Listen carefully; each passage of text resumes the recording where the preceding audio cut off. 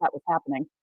Anyhow, it's Friday, and that means it's Winnie the Pooh Day. Yay, chapter 7. Um, and I already went for a walk with my friend, and I can tell you, it's a stinking hot day out already. It's not terribly humid yet, but it's hot. So I figured I'd come inside and read you some Winnie the Pooh on a nice, cool day. It says a little muffled. So we'll just, any better, or should I just lose the headset there, Karen? Technical difficulties, please stand by. All right, we're going to try to just keep, must be time to upgrade the ear pods, huh? All right, chapter 7, Winnie the Pooh. I'll be very cognizant of my microphone place today. Chapter 7, in which Kanga and Baby Roo come to the forest and Piglet has a bath. Nobody seemed to know where they came from, but there they were in the forest, Kanga and Baby Roo. When Pooh asked Christopher Robin, "How did they come here?" Christopher Robin said, "Oh, in the usual way, if you know what I mean, Pooh." And Pooh, who didn't, said, "Oh." And then he nodded his head twice and said, "In the usual way. Ah." And then he went to call upon his friend Piglet to see what he thought about it. And at Piglet's house, he found Rabbit. So they all talked about it together. "Well, what I don't like about it is this," said Rabbit. "Here we are, you, Pooh, and you, Piglet, and me, and suddenly—" "And Eeyore," said Pooh. "And Eeyore, and then suddenly—" "And Owl," said Pooh. Picture. Oh, there's the ribbon. We'll get the ribbon out of the way. Rabbit, Pooh, Piglet. Oh, there's Kanga.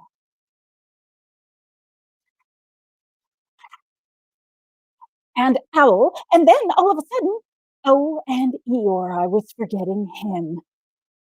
"Here we are," said Rabbit very slowly and carefully. "All of us."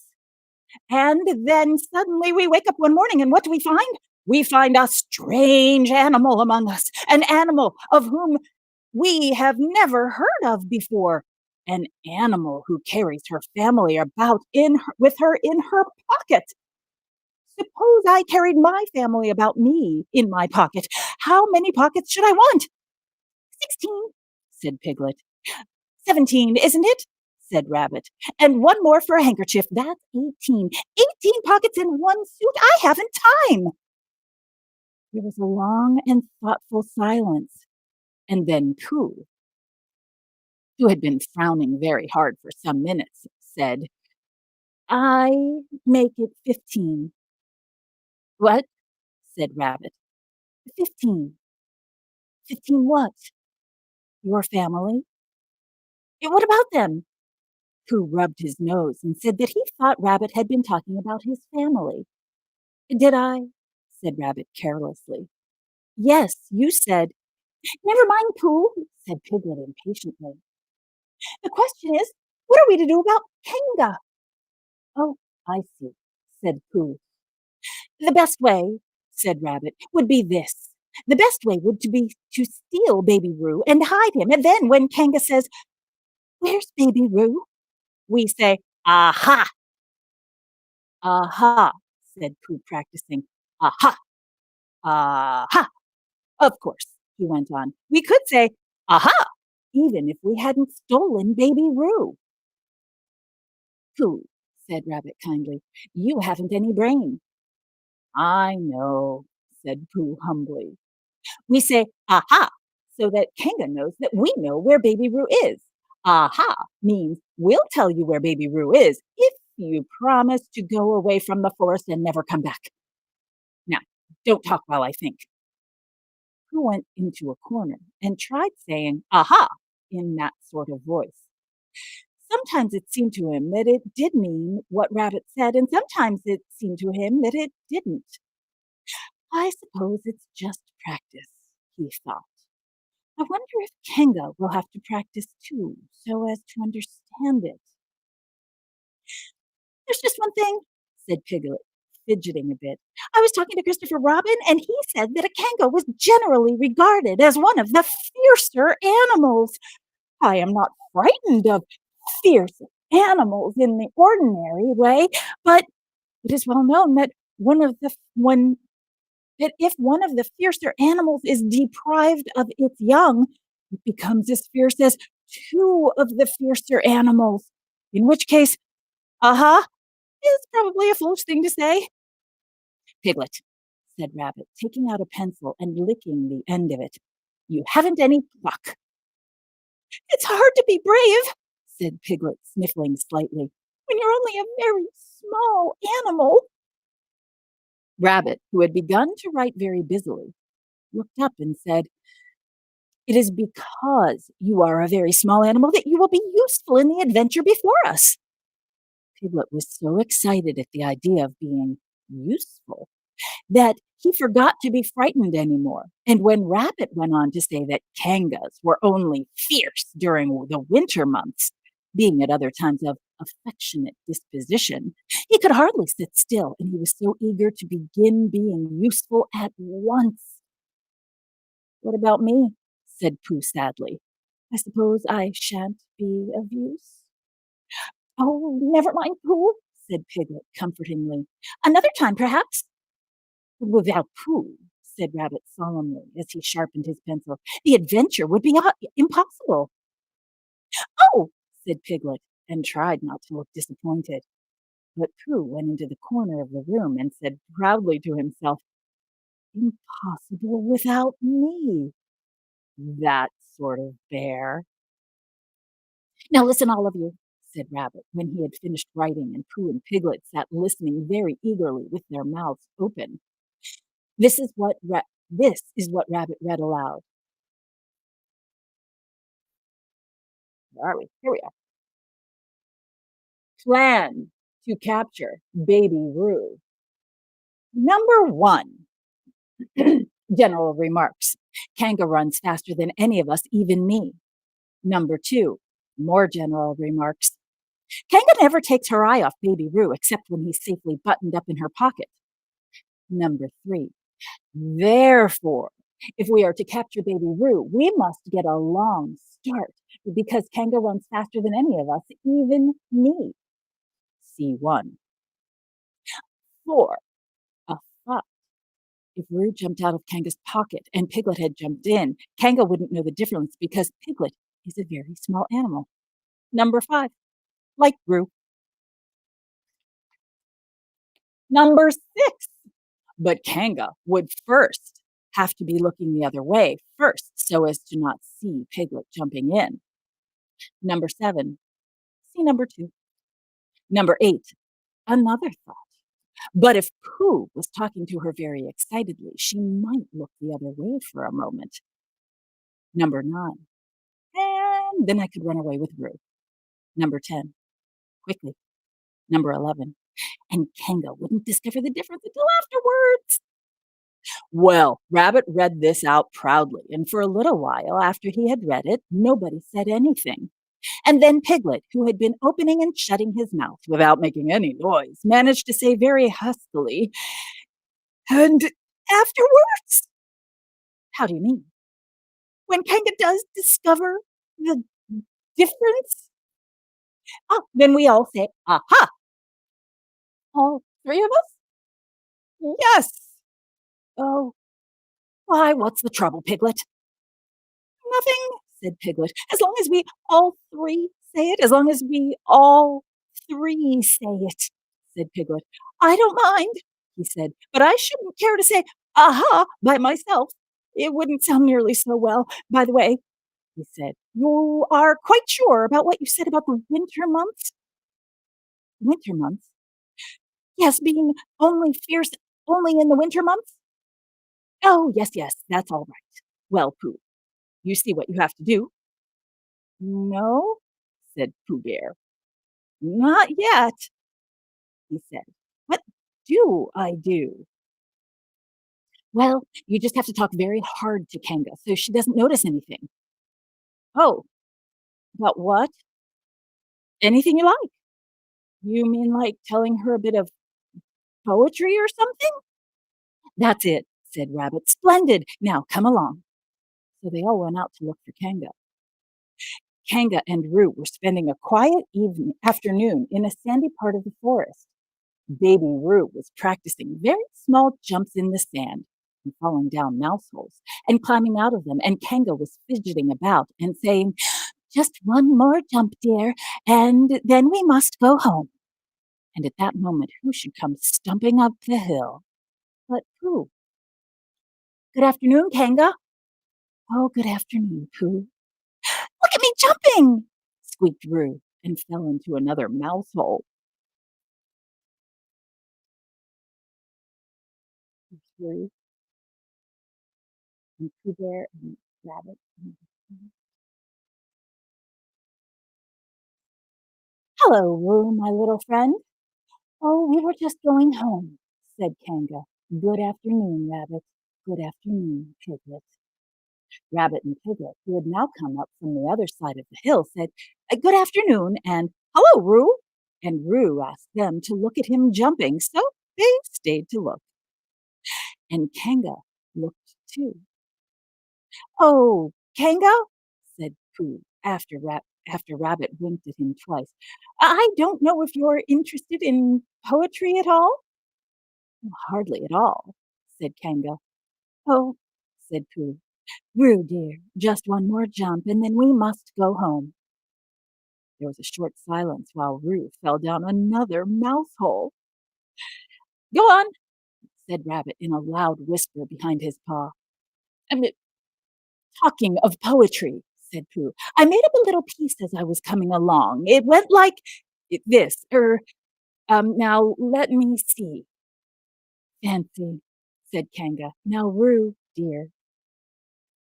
"Oh, you'll like this piece of poetry," said Rabbit. "You'll love it," said Piglet. You must listen very carefully," said Rabbit, "so as not to miss any of it," said Piglet. "Oh, yes," said Kanga, but she still looked at Baby Roo. "How did it go, Pooh?" said Rabbit. Pooh gave a little cough and began. Lines written by a bear of very little brain. On Monday, when the sun is hot, I wonder to myself a lot, now is it true or is it not, that what is which and which is what? On Tuesday, when it hails and snows, the feeling on me grows and grows, that hardly anybody knows if those are these and these are those. On Wednesday, when the sky is blue and I have nothing else to do, I sometimes wonder if it's true that who is what and what is who. On Thursday, when it starts to freeze and hoarfrost twinkles on the trees, how readily one sees that these are whose. But whose are these? On Friday, yes, it is, isn't it? Said Kanga, not wanting to hear what happened on Friday. Just one more jump, Brew dear, and then we really must be going. Rabbit gave Pooh a hurrying up sort of nudge. "No, talking of poetry," said Pooh quickly, "have you ever noticed that tree right over there?" "Where?" said Kanga. "Now, Roo." "Oh, right over there," said Pooh, pointing behind Kanga's back. "No," said Kanga. "Now jump in, Roo dear, and we'll go home." "You ought to look at that tree right over there," said Rabbit. "Shall I lift you in, Roo?" And he picked Roo up by his paws. "I can see a bird in it from here," said Pooh. "Or is it a fish?" "You ought to see that bird from here," said Rabbit, "unless it is a fish." "It isn't a fish, it's a bird," said Piglet. "So it is," said Rabbit. "Is it a starling or a blackbird?" said Pooh.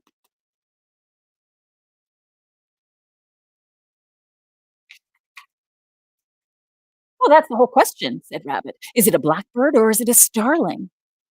And then at last Kanga did turn her head to look, and at that moment that her head was turned, Rabbit said in a loud voice, "In you go, Roo!" and in jumped Piglet into Kanga's pocket, and off scampered Rabbit with Pooh in his paws, with Roo in his paws, as fast as he could. "Why, where's Rabbit?" said Kanga, turning round again. "Are you all right, Roo, dear?" Piglet made a squeaky Roo noise from the bottom of Kanga's pocket. "Rabbit had to go away," said Pooh. "I think he thought of something he had to go and see about suddenly." "And Piglet?" "Oh, I think Piglet thought of something at the same time, suddenly." "Well, we must be getting home," said Kanga. "Goodbye, Pooh." And in 3 large jumps, she was gone.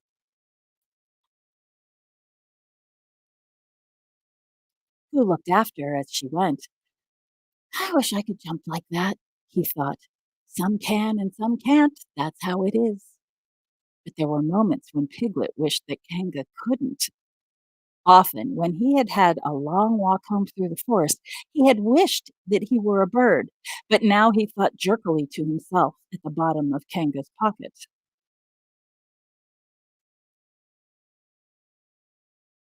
"If this is flying, I shall never really take to it.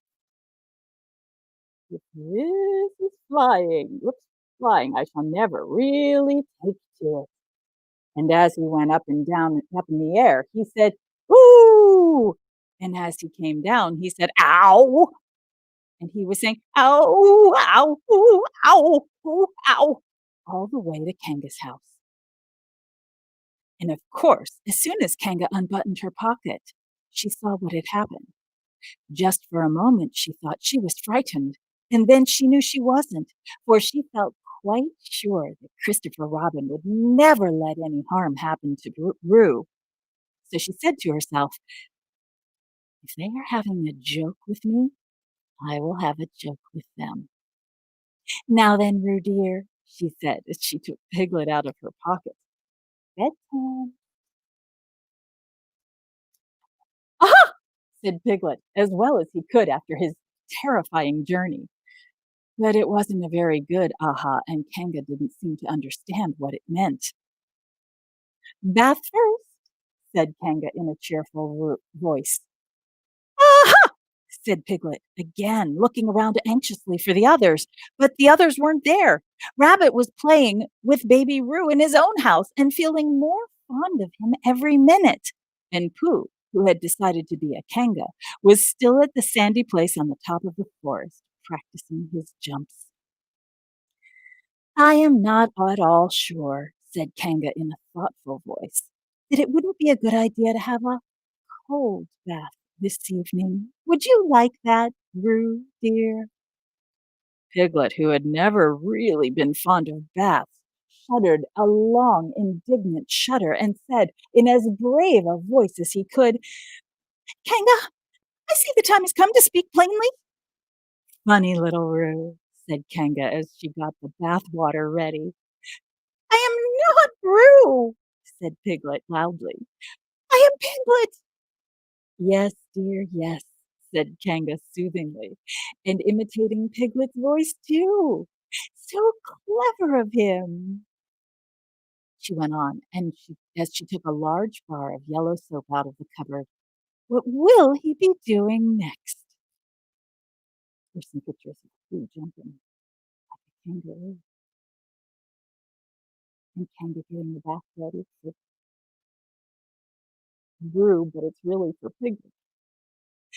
"Can't you see?" shouted Piglet. "Haven't you got eyes? Look at me." "I am looking at you, Roo dear," said Kanga rather severely. "And you know what I told you yesterday about making faces?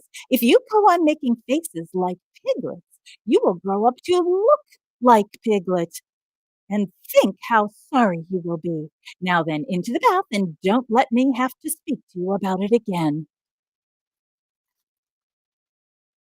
Before he knew where he was, Piglet was in the bath, and Kanga was scrubbing him firmly with a large, lathery flannel. "Ow!" cried Piglet. "Let me out! I'm Piglet!" "Oh, don't open your mouth, dear, or the soap goes in," said Kanga. "There, what did I tell you?" You did that on purpose," sputtered Piglet as soon as he could speak again, and then accidentally had another mouthful of lathery flannel.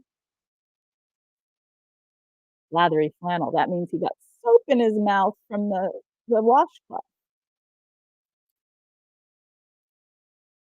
"That's right, dear, don't say anything," said Kanga, and in another minute Piglet was out of the bath and being rubbed dry with a towel.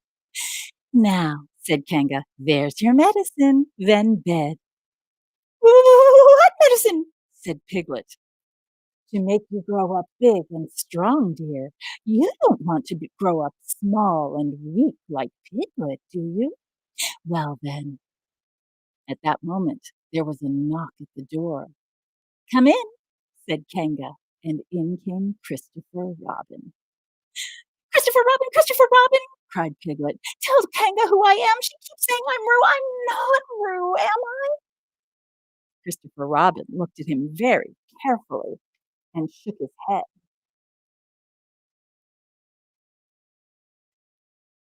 "You can't be Roo," he said, "because I've just seen Roo playing at Rabbit's house." "Well," said Kanga, "fancy that. Fancy my making a mistake like that." "There you are," said Piglet. "I told you so. I'm Piglet." Christopher Robin shook his head again.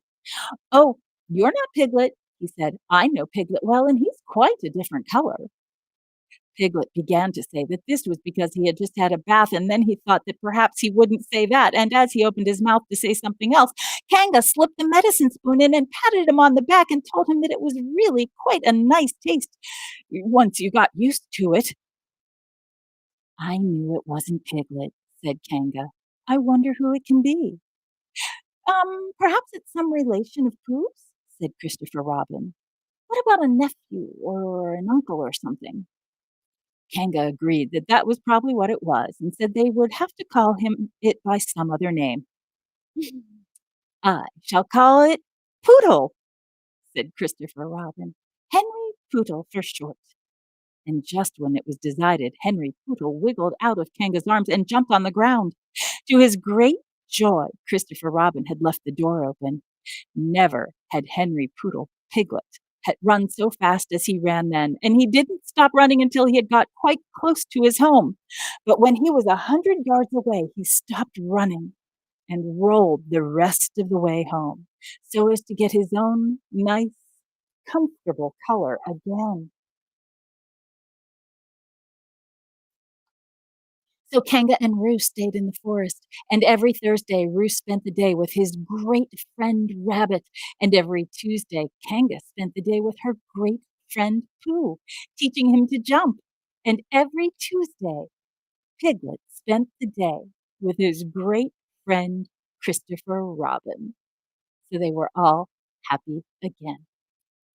That's the end of chapter 7. And next week we will read chapter 8, in which Christopher Robin leads an expedition to the North.